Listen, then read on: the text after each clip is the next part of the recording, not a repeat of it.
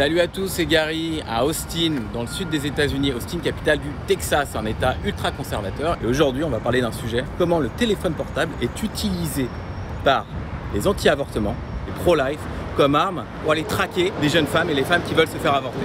Et oui, l'effet pape revient, enfin pourrait revenir. Gary vient de tourner cet extrait, la suite, ça va dépendre de vous. Un petit rappel, c'était quoi l'effet papillon?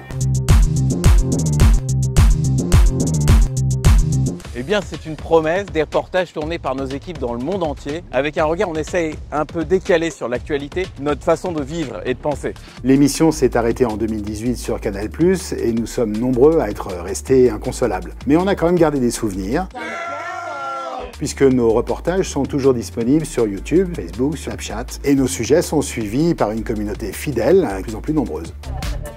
À la télé, les annonceurs sont frileux et les chaînes d'infos, pour traiter l'actualité internationale, préfèrent les éditorialistes de plateau, ça coûte beaucoup moins cher à produire. L'effet pape et son esprit insolent n'y trouvent plus leur place. C'est pas faute d'avoir essayé.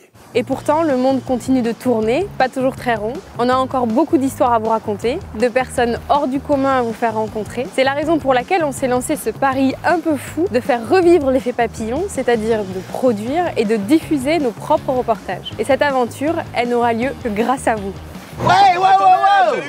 Avec vous, l'effet papillon peut se relancer, sans trahir ni sa promesse, ni la qualité de ses reportages. Pour ça, il faut revenir aux fondamentaux. Des reportages 100% internationaux, les mêmes équipes de production et les mêmes rédacteurs en chef. Aidez-nous à devenir notre propre diffuseur et à garantir ensemble une totale liberté de ton et de choix de sujet. Hey, tu filmes là, Notre premier objectif est de produire une première série de 6 reportages et collecter avant le 15 décembre 100 000 €.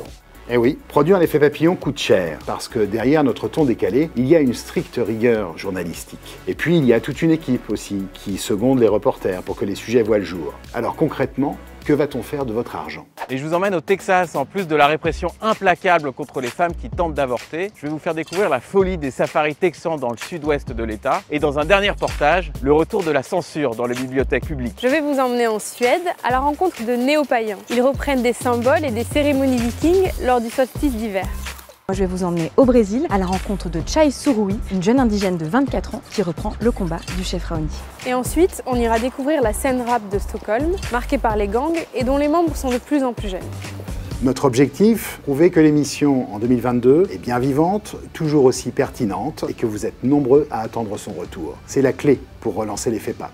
Pour y arriver, il nous faut impérativement avoir atteint 100 000 € avec cette campagne KissKissBankBank avant le 15 décembre. On compte sur vous.